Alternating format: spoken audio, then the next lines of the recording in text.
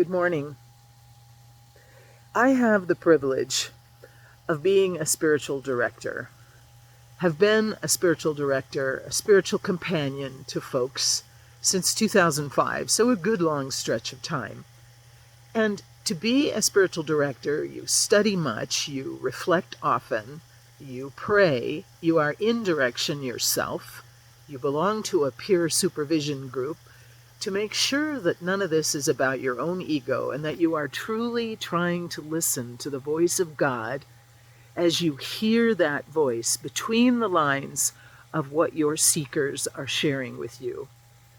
What can I hear as an objective spiritual friend that perhaps they aren't hearing themselves? And I had the gift this week of meeting with 4 of my seekers, people who are listening deeply, trying to pay more attention to what God is saying to them in their lives. And all 4 of them brought up the same topic. All 4 of them. I don't even know when that has happened before. They wanted to talk about their prayer life and feeling that the spiritual connection they had with God at this time, with everything else that's going on in their lives and in the world, is just not sufficient. It's not enough.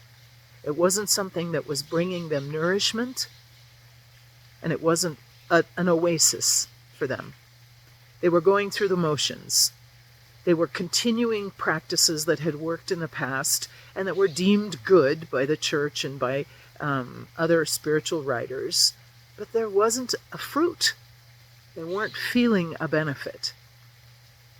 And so we talked about that. What is God inviting them to today, in this world in which we live? And the fact that all 4 of them had the same concern just sent up a flag on my own radar. Monique, is this something that you yourself need to pay attention to? Because in the listening to the journeys of others, it's inevitable that there's self-reflection going on as well. What does your prayer life look like? And has it looked like that for a long time? Have the practices, as good as they are, been in motion to a point where, as one of my seekers said, they're just words. They're just words. They're not bearing any fruit. They're not stirring the pot. They're not making me ponder more deeply. And I remember praying myself, God, help me to see you more as a companion and as someone to be afraid of, someone to worry about, someone to get all the formulas right so that you who hold the reward to the hereafter will grant it to me because I've done all the right things and said all the right things. God, when God walked with Abraham centuries ago, God revealed God's heart to Abraham, and Abraham did the same. They became companions on the journey, a warm, languid, long walk together, a journey that is filled with challenges and difficulties, pain and losses.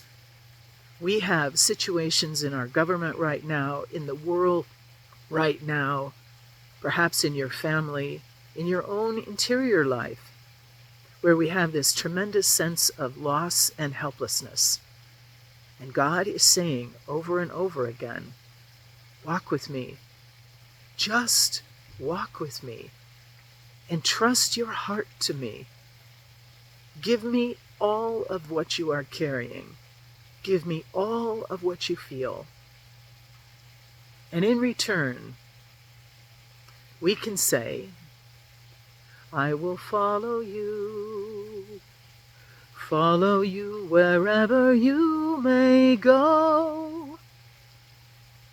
We long for a God that keeps us company. We long for a God that we can pour our heart out to.